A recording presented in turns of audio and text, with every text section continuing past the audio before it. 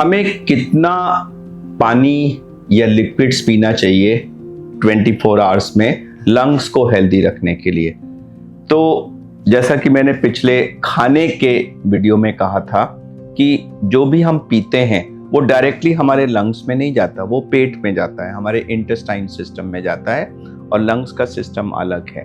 तो उनका कोई डायरेक्ट रिलेशनशिप नहीं है। लेकिन हाँ, अगर आप उसमें कुछ एक्सट्रीम्स करेंगे, मान लीजिए आपने पानी पीना बिल्कुल बंद कर दिया और बॉडी में सीवियर डिहाइड्रेशन हो गया, तो डिहाइड्रेशन होने से जो हमारे लंग के सिस्टम में और विंड पाइप में एक म्यूकस प्रोडक्शन का सिस्टम होता है, जो एक तरह का क्लींजिंग सिस्टम है।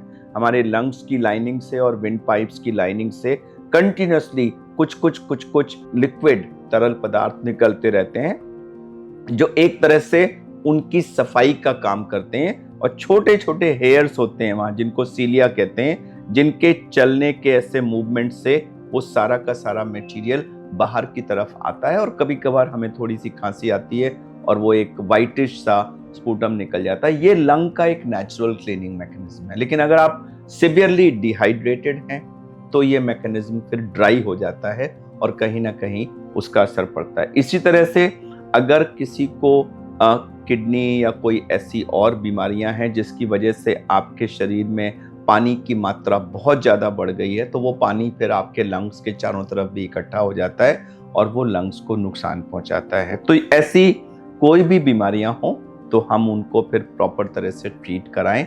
बट अदरवाइज जहां तक फ्लूइड इनटेक का सवाल है, मैं ये कहूँगा कि एक एवरेज एडल्ट को करीब 1.5 से 2 लीटर के करीब टोटल 24 आवर्स में फ्लूइड इनटेक लेना चाहिए। ऑफ कोर्स ये वेरी करेगा, अगर ठंडक का टाइम है तो ये कम हो जाएगा, और अगर बहुत गर्मी है और अगर आप बाहर घूम रहे हैं, पसीना बहुत आ रहा है, तो ये बढ़ जाएगा।